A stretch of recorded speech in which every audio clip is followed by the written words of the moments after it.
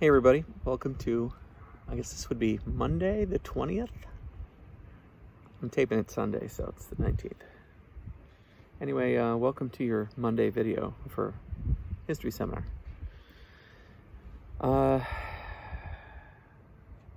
Talking about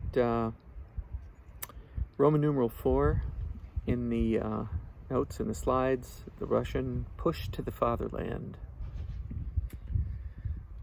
So, last week, or a little bit before that, we talked about the Battle of Kursk, the biggest tank battle.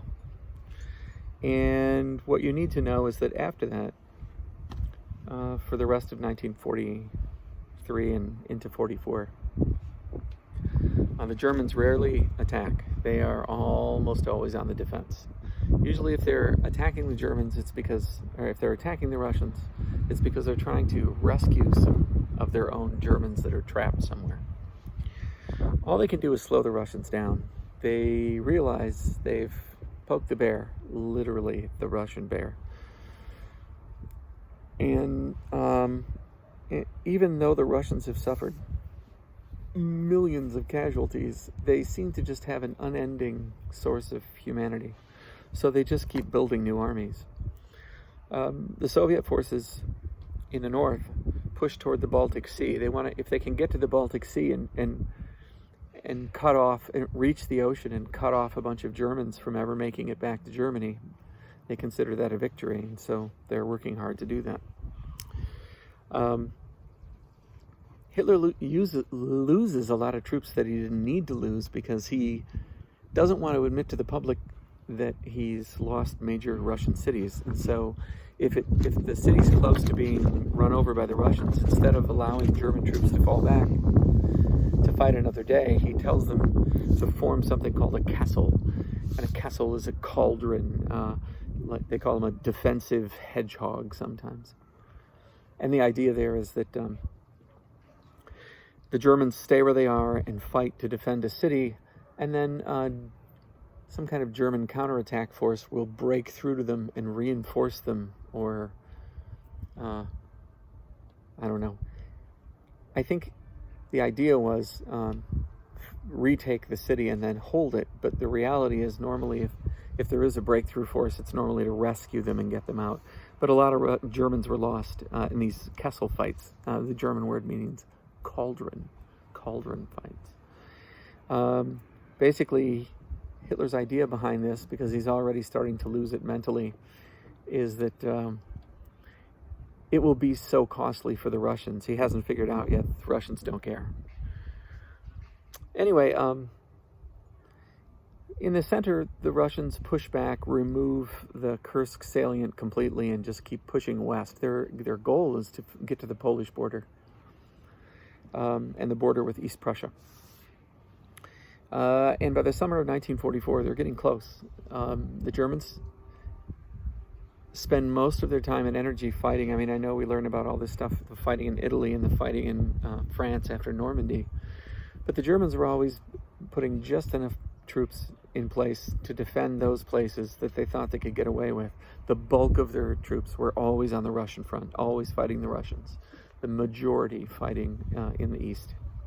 And it used to be a thing. If you were in the German army and you got into trouble, one of the punishments was to send you to the Russian front because it was just so miserable to fight there. Anyway, in the southern part of the Russian front, the Russians retake the Crimean Peninsula and they push through to the rest of Ukraine. Now, this isn't good for Ukraine because the Ukrainians were really happy for the Germans to come there. And so when the Russians show up again to take Ukraine back, the Ukrainians have a decision to make. Either stay and welcome the Russians and pretend that none of that other stuff ever happened, or retreat with the Germans. And some Ukrainians did.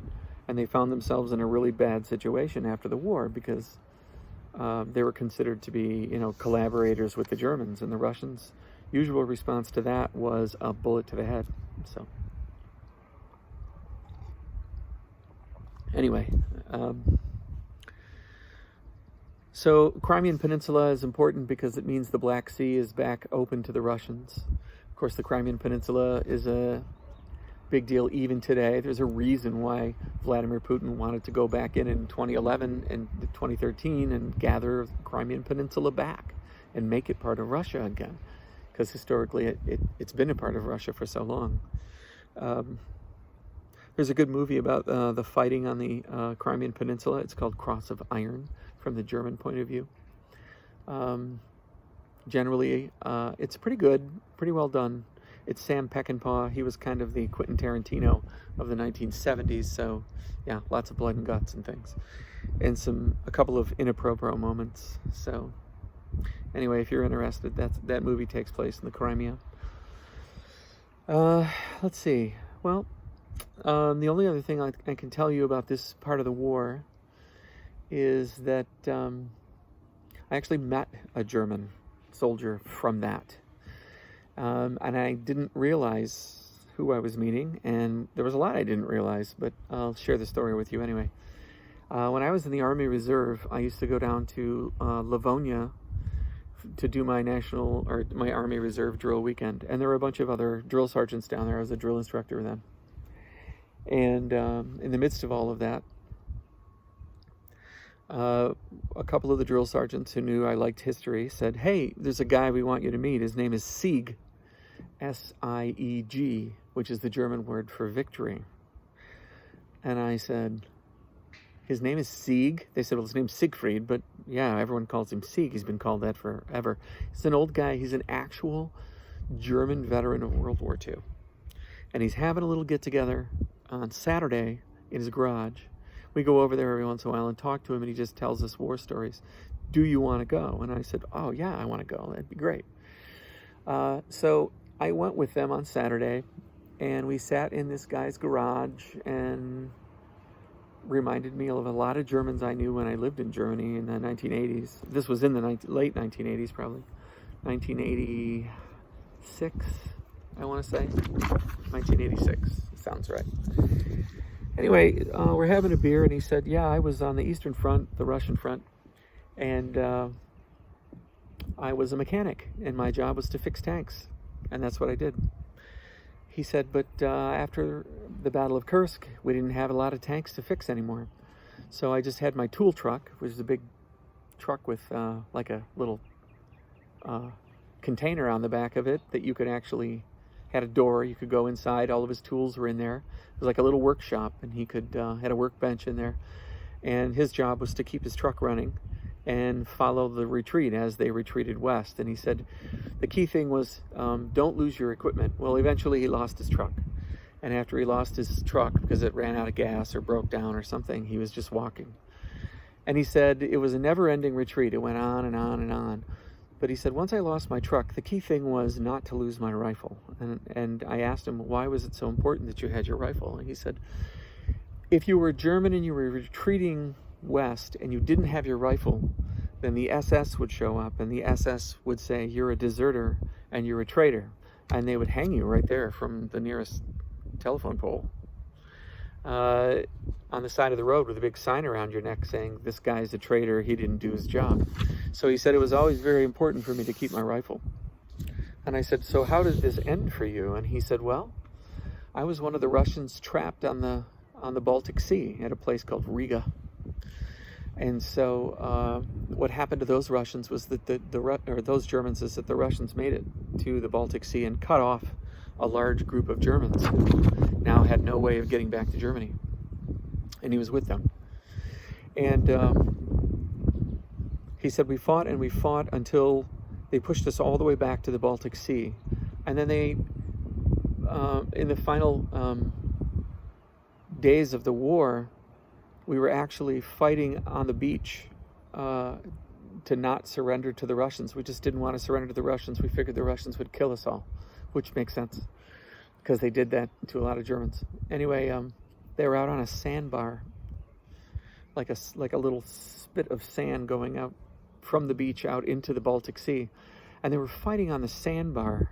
I mean, if you can imagine, there's nothing behind you except the sea, and there's nothing in front of you except Russians. That had to be miserable. Anyway, a British naval ship showed up, and on a megaphone they had someone who spoke German, and they said, hey Germans, the war actually ended a few days ago. Would you like to surrender to us instead? And Sieg said, boys, let's do it. So they surrendered to the British. They stripped down, it was May, they stripped down and swam out into the Baltic Sea and were rescued by a British destroyer so they wouldn't have to surrender to the Russians. And that was his war story. I thought that was pretty incredible. And so, anyway, we were sitting, relaxing, and talking about his military history and things, and he started singing the birthday song and talking about happy birthday. And I didn't get it. I turned to the other guy there and I said, is it Sieg's birthday? And he said, no, dude, it's April 20th. And I thought about it for a second. And I said, oh my God, Sieg is celebrating Hitler's birthday. And that's when I said, I gotta go. Anyway, I hope you enjoyed my story. And on Wednesday, our video will cover the build-up to the D-Day invasions. Have a good day.